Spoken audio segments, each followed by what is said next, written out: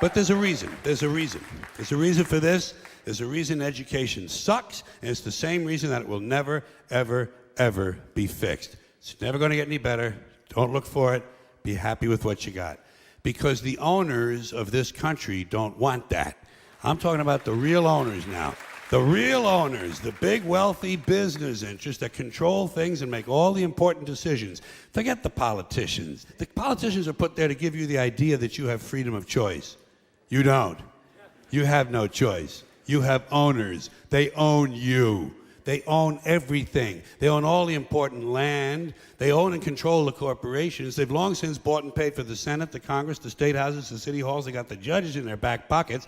And they own all the big media companies, so they control just about all of the news and information you get to hear. They got you by the balls.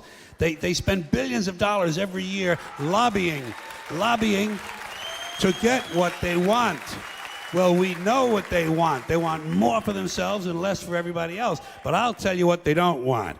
They don't want a population of citizens capable of critical thinking. They don't want well-informed, well-educated people capable of critical thinking. They're not interested in that. That doesn't help them.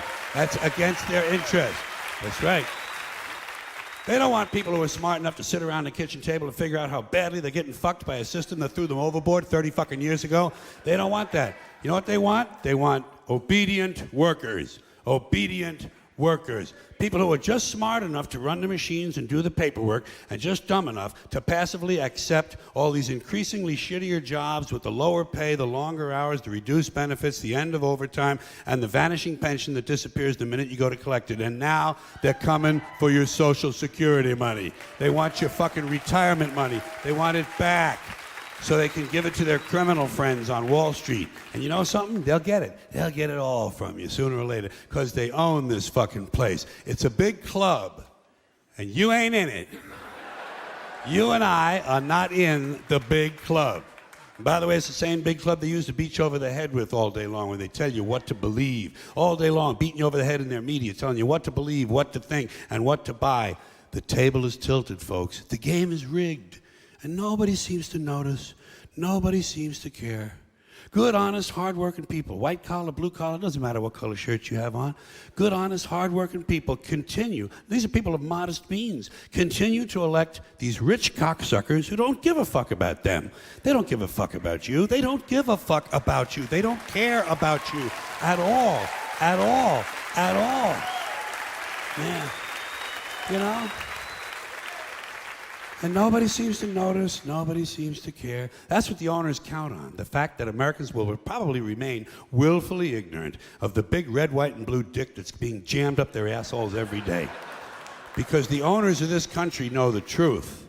It's called the American dream, because you have to be asleep to believe it. The 10 Commandments. Here's my problem. Why are there 10? You don't need 10. I think the list of commandments was deliberately and artificially inflated to get it up to 10. It's a padded list. Here's what they did. About 5,000 years ago, a bunch of religious and political hustlers got together to try to figure out how to control people, how to keep them in line. They knew people were basically stupid and would believe anything they were told, so they announced that God had given them some commandments. Up on a mountain, when no one was around, God had given them the 10 Commandments. But let me ask you this. When they were sitting around making this shit up, why did they pick 10? Why 10? Why not 9 or 11? I'll tell you why. Because 10 sounds official. 10 sounds important. They knew if it was 11, people wouldn't take it seriously. So what, are you kidding me? The 11 Commandments? Get the fuck out of here. But 10 sounds important. 10 is the basis for the decimal system. It's a decade. It's a psychologically satisfying number. The top 10, the 10 most wanted, the 10 best dressed. So having 10 commandments was really a marketing decision. And to me, it's clearly a bullshit list. It's a political document artificially inflated to sell better. I'm going to show you how you could reduce the number of commandments and come up with a list that's a little more workable and logical. We're going to start with the first three, and I'll use the Roman Catholic version because those are the ones I was taught as a little boy. I am the Lord thy God. Thou shalt not have strange gods before me. Thou shalt not take the name of the Lord thy God in vain. Thou shalt keep holy the Sabbath. Right off the bat, the first three, pure bullshit. Sabbath day, Lord's name, strange gods. Spooky language. Spooky language. Designed to scare and control primitive people. In no way does superstitious nonsense like this apply to the lives of intelligent, civilized humans in the 21st century. You throw out the first three commandments, you're down to 7. Next, honor thy father and mother. Obedience, respect for authority. Just another name for controlling people. The truth is, obedience and respect should not be automatic. They should be earned. They should be based on the parent's performance.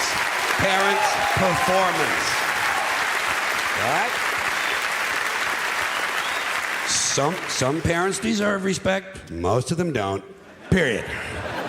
You're down to 6. Now, in the interest of logic, something religion is very uncomfortable with, we're going to jump around the list a little bit. Thou shalt not steal. Thou shalt not bear false witness. Stealing and lying. Well, actually, these two both prohibit the same kind of behavior. Dishonesty, stealing, and lying. So you don't need two of them. Instead, you combine them and you call it thou shalt not be dishonest. And suddenly, you're down to 5. And as long as we're combining, I have 2 others that belong together. Thou shalt not commit adultery. Thou shalt not covet thy neighbor's wife. Once again, these 2 prohibit the same kind of behavior. In this case, marital infidelity. The difference is coveting takes place in the mind, and I don't think you should outlaw fantasizing about someone else's wife. Otherwise, what's a guy going to think about when he's waxing his carrot? But marital fidelity is a good idea, so we're going to keep the idea and call this one, thou shalt not be unfaithful. And suddenly, we're down to 4.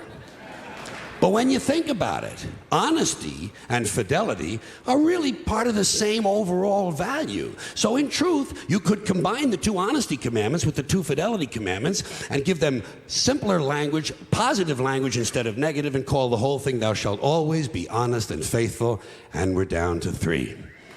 Thou shalt, they're going away fast. Thou shalt not covet thy neighbor's goods. This one is just plain fucking stupid. Coveting your neighbor's goods is what keeps the economy going. Am I right? Your neighbor gets a vibrator that plays "Oh Come All Ye Faithful." You want to get one too. Coveting creates jobs. Leave it alone. You throw out coveting and you're down to 2 now, the big honesty and fidelity commandment, and the one we haven't talked about yet, thou shalt not kill, murder, the 5th commandment. But when you think about it, religion has never really had a big problem with murder. Not really. More people have been killed in the name of God than for any other reason. All you have to do, sure.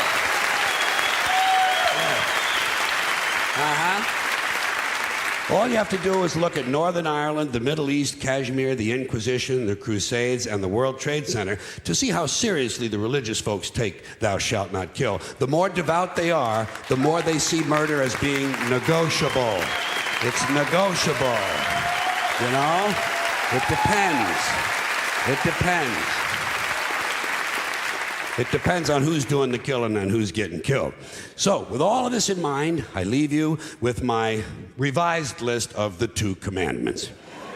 Thou shalt always be honest and faithful to the provider of thy nookie.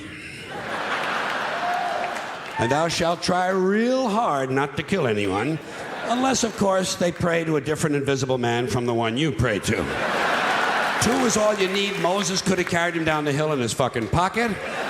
And if they had a list like that, I wouldn't mind those folks in Alabama putting it up on the courthouse wall. As long as they included one additional commandment, thou shalt keep thy religion to thyself.